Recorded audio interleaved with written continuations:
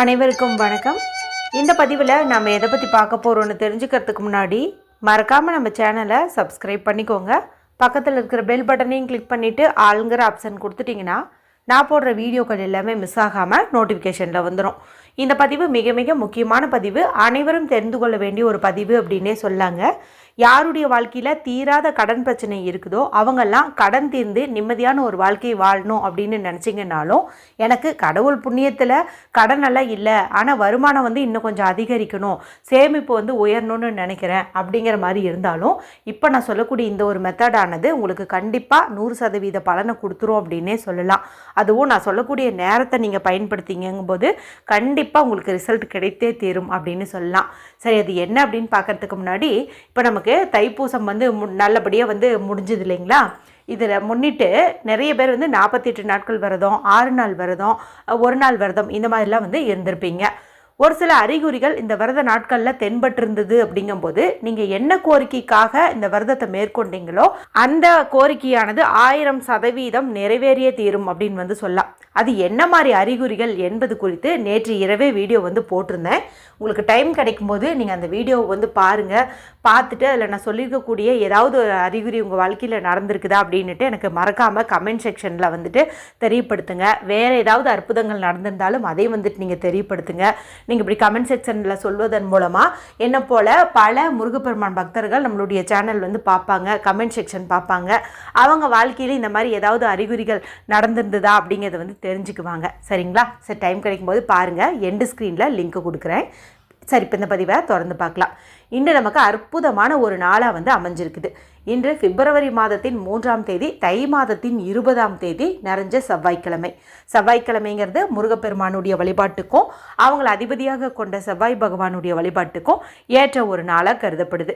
அது மட்டும் இல்லாமல் இது தை மாதத்தில் வரக்கூடிய செவ்வாய்க்கிழமை.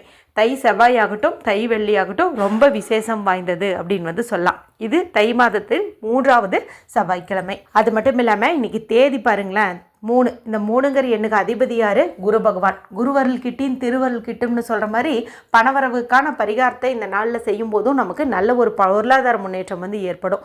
அதே போல் செவ்வாய்க்கிழமைங்கிறதுனால கடன் தீர பரிகாரம் செய்யும்போது கடனும் நம்மளை விட்டு நீங்கும். அதுக்காக தான் இந்த ஒரு மெத்தடை நான் உங்களுக்கு இந்த நாளில் சொல்கிறேன். இதில் உங்களுக்கு நான் 2 விதமான மெத்தட்ஸ் சொல்லித்தர போகிறேன். உங்களுக்கு கடன் பிரச்சனை இருக்குது அப்படிங்கும்போது கடன் நீங்குவதற்காக நீங்கள் ஒரு முறையை எடுத்துக்கலாம். கடன் இல்லை, பணம் மட்டும் சேர்ந்தா போதும் அப்படிங்கிறவங்க அதுக்காக ஒரு முறை எடுத்துக்கலாம். இல்லை 2ஐயும் செய்யலாமா அப்படின்னு கேட்டால் 2ஐயும் செய்கிறதுனாலும் தாராளமாக செய்யலாம். இதை செய்யறதுக்கு எந்த ஒரு ரூல்ஸ் அண்ட் ரெஸ்ட்ரிக்ஷன்ஸுமே கிடையாது. ஆண்கள் பெண்கள் யார் வேணுமானாலும் செய்யலாம். பீரியட்ஸ் டைம்லையும் செய்யலாம், பிறப்பிறப்பு திட்டு இருந்தாலும் செய்யலாம், அசைவம் சாப்பிட்டுருந்தீங்கனாலும் செய்யலாம், எந்த மதத்தை சார்ந்தவங்களாக இருந்தாலும் செய்யலாம். இப்போ ட்ராவல் பண்ணிகிட்டு இருக்கும்போது வீடியோ பார்க்குறீங்க, ஆஃபீஸில் இருக்கும்போது வீடியோ பார்க்குறீங்க அப்படிங்கும்போது நான் சொன்ன அந்த நேரத்தில் நீங்கள் எங்கே இருந்தாலும் எந்த இடத்துல இருந்தாலுமே தாராளமாக இதை செய்யலாம். சரி, முதல்ல கடன் தீர்வதற்கான அந்த முறை என்ன அப்படின்னு பார்த்தரலாம். அதுக்கு முன்னாடி அது என்ன டைமிங்குன்னு பார்த்தரலாம். நான் உங்களுக்கு அற்புதமான 2 டைமிங் சொல்கிறேன். அந்த 2மே பார்த்திங்கன்னா அதிகப்படியான பணவரவை நமக்கு கொடுக்கும், கடன் பிரச்சனையை நீக்கும். அதில் 2ல் 1 ரொம்ப சூப்பர் அப்படின்னே சொல்லலாம். சரி, அது என்ன நேரம்னு ஃபஸ்ட்டு தெரிஞ்சுக்கலாம். மதியம் 1 மணி 12 நிமிஷத்துலேருந்து 1 மணி 30 நிமிஷம், மொத்தம் பார்த்திங்கன்னா 18 நிமிஷம். இந்த 18 நிமிஷம் பணவசிய நேரம்னு சொல்லலாம். அதுவும் செவ்வாய்க்கிழமை நாளில் செவ்வாய் ஓரைங்கிறது பார்த்திங்கன்னா காலையில் 6 to 7, மதியம் 1 to 2, இரவு 8 to 9 வரும். மதியம் 1 to 2ங்கிற ஒரு ஓரை டைமுக்குள்ளே தான் இப்போ நான் சொன்ன இந்த டைமானது உங்களுக்கு வந்திருக்குது. அது மட்டும் இல்லாமல் குளிகை நேரம் அப்படிங்கிறது மதியம் 12லேருந்து 1:30. இந்த குளிகை நேரம்ங்கிறது தினமுமே வரும். ரொம்ப ரொம்ப சிறப்பு வாய்ந்த நேரம்னு சொல்லலாம். அதுவும் செவ்வாய்க்கிழமையோட வர குளிகை ரொம்ப ரொம்ப சிறப்புன்னு சொல்லலாம். அந்த ஒரு குளிகை நேரமும் சேர்ந்து நமக்கு நான் சொன்ன டைமுக்குள்ளே தான் வந்திருக்குது. மொத்தத்தில் இந்த பணவசிய நேரம், செவ்வாய் ஓரை, குளிகை நேரம் 3மே ஒரே டைமுக்குள்ளே நமக்கு அமைஞ்சிருக்குது. அடுத்து பார்த்திங்கன்னா இன்னொரு டைமு மதியம் 3 மணி 36 நிமிஷத்துலேருந்து 4 மணி 24 நிமிஷம். இது பார்த்திங்கன்னா மொத்தம் நமக்கு 48 நிமிஷம். இதில் என்ன ஸ்பெஷாலிட்டின்னு பார்த்திங்கன்னா இது பணவரவுக்கு உண்டான நேரம், அற்புதமான நேரம். என்னன்னு பார்த்திங்கன்னா 3 to 4 நமக்கு சுக்கிர ஓரை வந்து இருக்குது. செல்வ செழிப்புக்கு அதிபதியே சுக்கிர பகவான் தான். அவருக்குரிய ஓரை நேரத்தில் தான் இந்த 3:36லேருந்து 4:24ங்கிற இந்த 48 நிமிஷம் வந்து நமக்கு அமைஞ்சிருக்குது. பார்த்திங்கன்னா மொத்தம் நான் உங்களுக்கு 2 நேரம் வந்து கொடுத்துருக்கேன். அதில் தி பெஸ்ட்டுன்னு சொன்னது என்ன தெரியுமா, அந்த மதியம் வரக்கூடிய 1:12லேருந்து 1:30 அந்த நேரத்தை தான் வந்துட்டு சொல்லலாம். ஏன்னா அது வந்து 3 சேர்க்கை கொண்டது, அற்புதமானது அப்படின்னு வந்துட்டு சொல்லலாம். சரி, இந்த நான் சொன்ன 2 டைமில் எந்த டைம் உங்களுக்கு முடியுமோ அந்த டைமில் இப்போ நான் சொல்லக்கூடிய இந்த ஒரு விஷயத்தை வந்து செய்யுங்க. குறிப்பாக கடன் தீரணும்னு நினைக்கிறவங்க அந்த 1:12லேருந்து 1:30ங்கிறத பயன்படுத்திக்கோங்க. சரி, என்ன பண்ணணும் அப்படின்னு பார்த்தலாமா? இதுக்கு நமக்கு தேவையானது அப்படின்னு பார்த்திங்கன்னா ஒரு ₹1 நாணயம் ஒன்று வந்து எடுத்துக்கோங்க. இதை வந்துட்டு சுத்தமான தண்ணியில் கழுவிட்டு ஒரு காட்டன் கிளாத் வச்சு தொடச்சிக்கோங்க. நான் சொன்ன நேரத்துக்கு முன்னாடியே அமைதியான இடத்துல உட்காந்துக்கோங்க. ட்ராவல் பண்ணிகிட்டு இருந்தாலுமே யாரு கூடயும் நீங்கள் பேச வேண்டாம். மைண்டை நல்லா ரிலாக்ஸ் பண்ணிக்கோங்க. நல்ல டீப் ப்ரீத் எடுத்துக்கோங்க. அதன் பிறகு உங்களுடைய இடது உள்ளங்கையில் இந்த ₹1 காசை வந்து வச்சுக்கோங்க. வலது கை கொண்டு முடிக்கோங்க.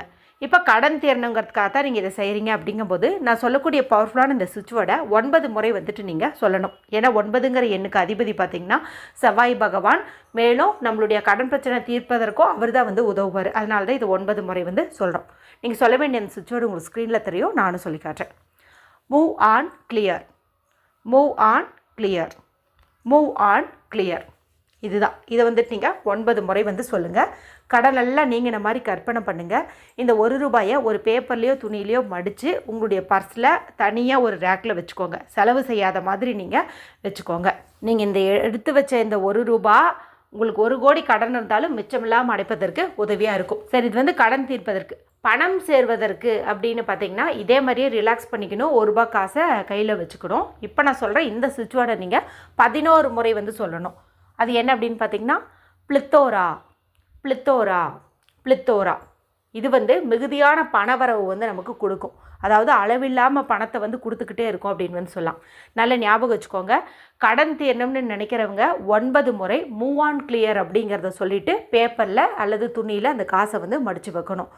பணம் சேரணும்னு நினைக்கிறவங்க 11 முறை பிளித்தோரா அப்படிங்கிற சுவிட்ச் வேர்டை சொல்லிவிட்டு தனியாக வந்துட்டு எடுத்து வைக்கணும். இது ஒரு மாதம் வரைக்கும் அப்படியே வச்சுக்கோங்க. இந்த 1 மாதத்துலேயே பார்த்திங்கன்னா உங்களுடைய கடன் பிரச்சனையும் வந்து தீர்ந்துருக்கும், பணமும் வந்து பல மடங்கு சேர்ந்துருக்கும் அப்படின்னே வந்து சொல்லலாம். அதன் பிறகு நீங்கள் இதை எடுத்து மங்கள பொருட்கள் வாங்கிறதுக்கு பயன்படுத்திக்கலாம். இன்னொரு முறை ஞாபகப்படுத்திடுறேன். கடன் நீங்கணும்னு நினைக்கிறவங்க மதியம் வரக்கூடிய அந்த 1:12லேருந்து 1:30 அந்த நேரத்தை வந்து கெட்டியாக பிடிச்சிக்கோங்க. அந்த நேரத்தில் நான் சொன்ன இந்த மெத்தடை செய்யும்போது உங்களுக்கு கடனும் தீரும், பணமும் வந்துட்டு சேரும். எனக்கு கடனெல்லாம் இல்லை, ஓரளவுக்கு சந்தோஷமாக தான் இருக்கிறேன், ஆனால் பணம் வந்து சேரணும் அப்படின்னு நினச்சிங்கன்னா அந்த 3:36லேருந்து 4:24 அதை வந்துட்டு பயன்படுத்திக்கோங்க. அதே போல் அந்த முன்னாடி சொன்ன நேரத்தையும் பயன்படுத்திக்கலாம். கடனுக்கு மட்டும்தான் அந்த 1 நேரம், பணம் சேர்வதற்கு நான் சொன்ன அந்த 2 நேரத்தையுமே தாராளமாக வந்துட்டு நீங்கள் பயன்படுத்திக்கலாம். இந்த பதிவு குறித்து உங்களுக்கு ஏதாவது சந்தேகங்கள் இருந்ததுங்கும்போது கமெண்ட் பண்ணுங்கள். பிடிச்சிருந்தால் மற்றவங்களோடையும் ஷேர் பண்ணுங்கள், லைக் பண்ணுங்கள். மற்றும் ஒரு பயனுள்ள பதிவில் உங்களை சந்திக்கிறேன். நன்றி, வணக்கம்.